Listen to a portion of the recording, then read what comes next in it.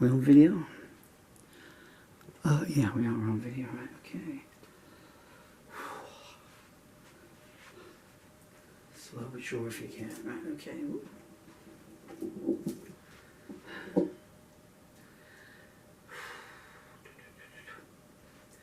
Okay, it's a song called And Love. And,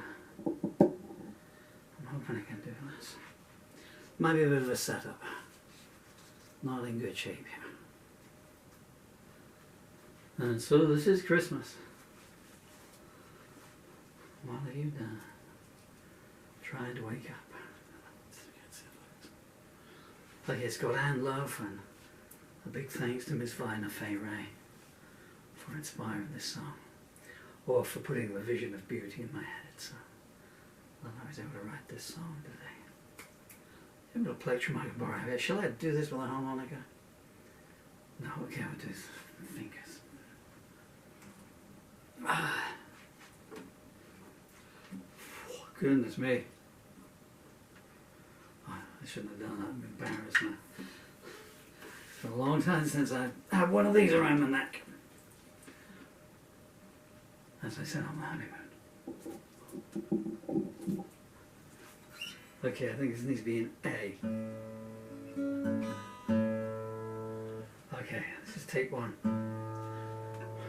I didn't know whether to do this. I was thinking about doing this in 2 different keys.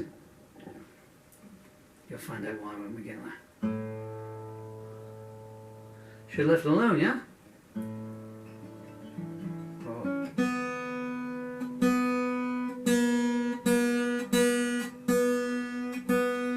Sorry, I don't mind weird tunings, but these are too weird.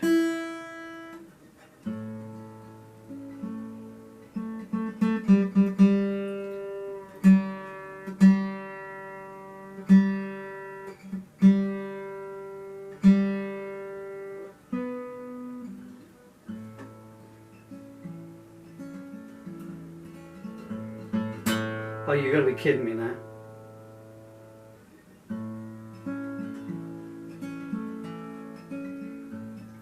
Camille comes out of the shadows, 5 paces behind her smile.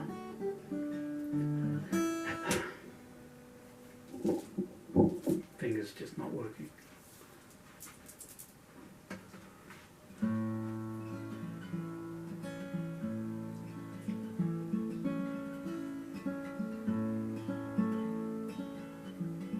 Camille comes out of the shadows, 5 paces behind her smile. How are you doing? She asks me. I haven't seen you in quite a while. But not vice versa. I don't know what you mean. I see you almost every night in my dreams.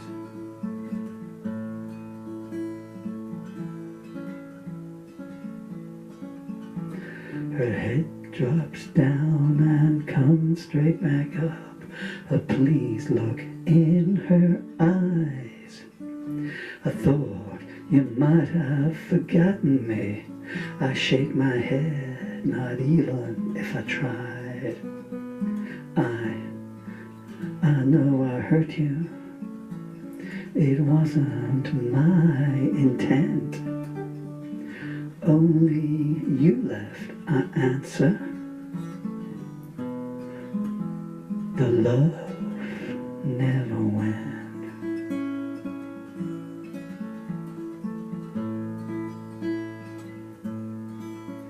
Do you think we could rekindle? I take her hand, what do we see?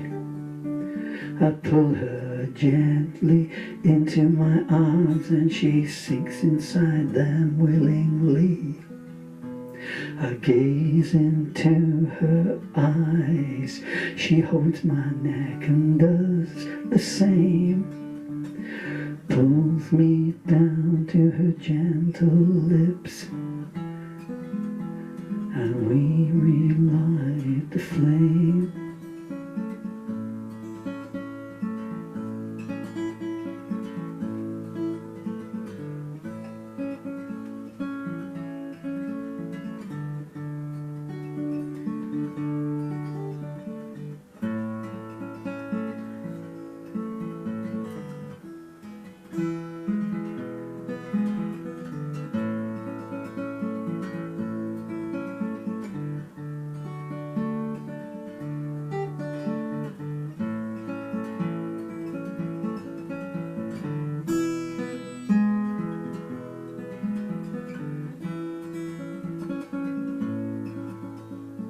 How is he doing, doctor? I'm sorry, his time is nigh. You might want to not hesitate in saying anything, and then goodbye. Can he still hear us? There's no way of knowing. Doctor, his smile, his face, it looks like he's glowing.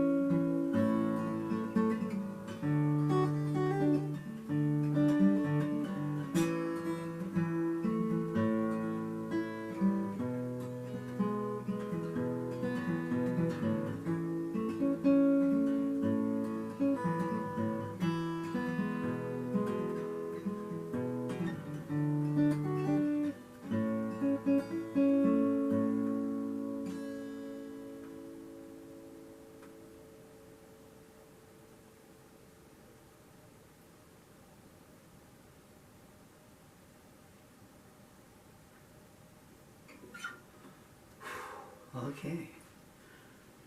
And well, you'll know that if I upload this. It'll be in the microphone there. I got through that on 2 fingers left at the end. There's no feeling in any of my fingers. I'm sure you don't want to know that, but anyway, so.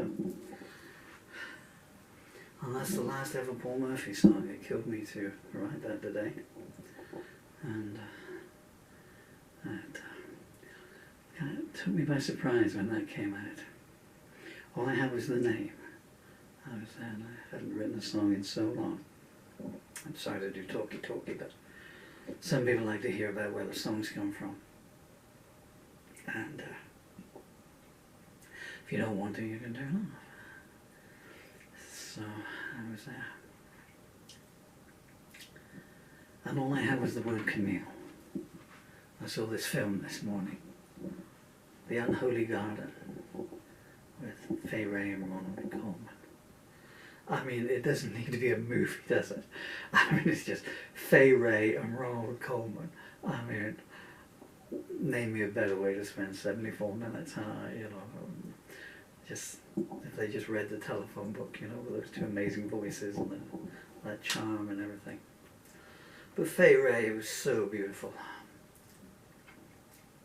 And I went on. Because my previous last song was really angry.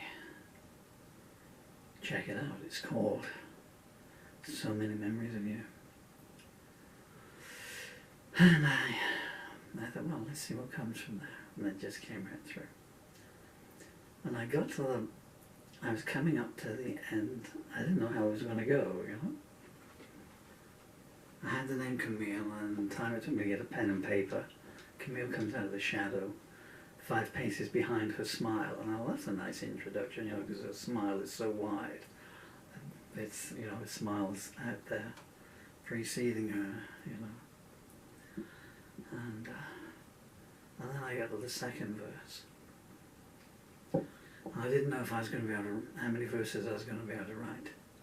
I thought this is just going to be 3 verses, just, since most of my songs have got 20 verses.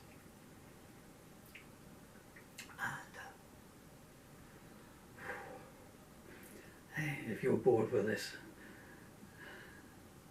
I can tell you trying to do this speech standing up. I've got leg braces on, but my legs are so rotted away to nothing from this neurological disorder now, as indeed my hands, that it's like wrapping Velcro around an octopus, like, you know. So I tighten one bit up and my flesh goes like a balloon, you know.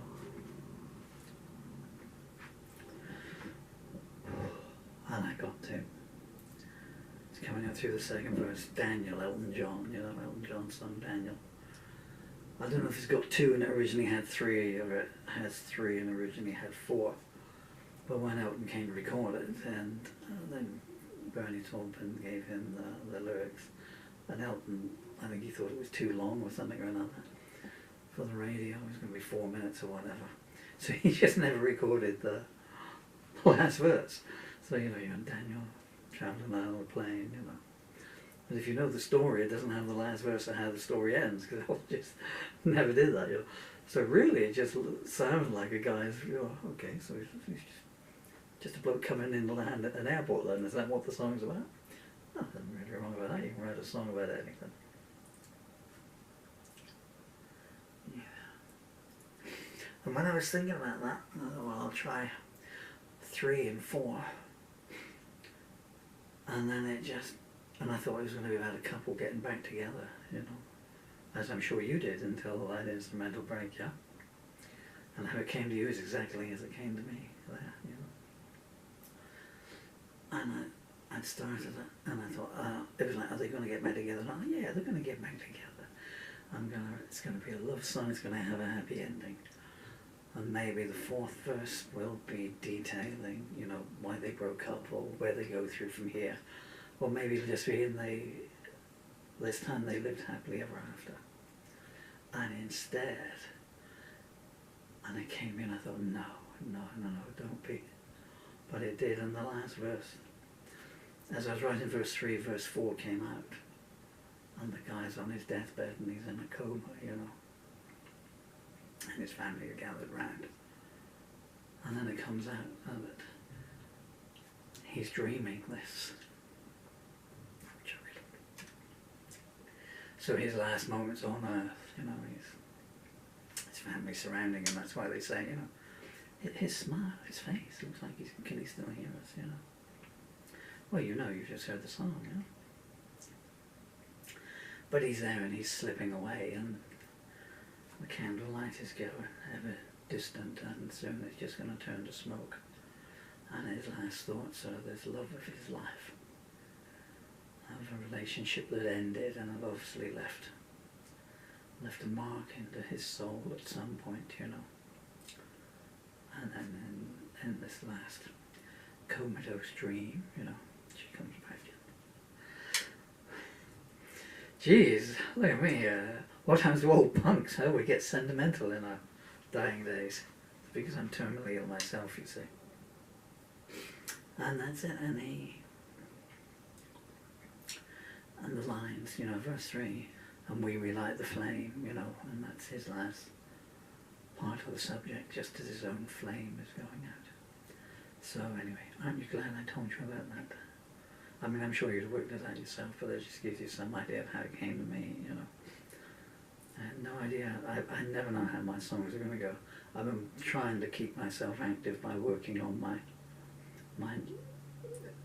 what will be my unfinished novel, Stowaway. Also inspired by a Fay Wray film, I might add. One I've never seen, but I just saw the title on her Wikipedia filmography, and that's a good title for a book. And I'm on page 200 of that today. And originally it was going to be, so right up there, so for the month I've been working on it. I'm going to say it's 50,000 words now. I used to do 4,000 words a day, but I have to keep stopping it every hour because the fingers just die, and it's just like trying to type with 2 blocks of concrete that are connected to a sensitive area. where was I going with this? Oh yeah, so ever since I started it, I had the idea for the ending for this book, and it was going to go this way, and this way, and so I was going down through. And when I woke up this morning, when I started this morning, and I'd introduced this other character that the lady meets in this terrible, terrible exploitative job where she's fighting off innuendo and roughnecks and predators and everything. It's set in 1932 New York, Depression time, you know. And but you don't know, because I haven't finished writing it, let alone published it yet. So Mary is, you know, and as it was last night, and so I thought, okay, so here's what's going to happen here. Just so when I woke up this morning, and I go out. So on the Tuesday this is going to happen, and so on. So on Monday, which is where I left it halfway through the Monday night, and on Tuesday, Kitty's going to die, and then Rick's going to be there when she finds out off of her shoulder to cry on. And it was all going to lead up through, and it was going to be a two-book story, but each book will be self-contained. So if you bought the second book, which would never get written or even started, then that will be self-contained, because page one will be her backstory. And book two would end at this point here on this very positive note, I have to say. And then this morning a couple of verses came through, and I thought, well, if I do that, it's going to completely change the ending, and now the ending is going to be this. And it's not going to end there, you know, sort of. Got to try and work out it's going to go with the title. So that's it. So, you know, that was after 3 verses of a song, but you know, when you've written 50,000 words of a story, and then, you know, you do 2 verses, and it's like, oh, I didn't realise it was going to go there. Still has a happy ending, though. You can't give Fay Ray an unhappy ending. Far too beautiful, and far too charming, and far too nice. Thank you for your patience. I'm very grateful to you. Never waste a second of your time on this planet, because it's a truly beautiful place. Okay, I shan't be doing that song again, so if you didn't like it, I'm very sorry. I can't do a better one, or another one.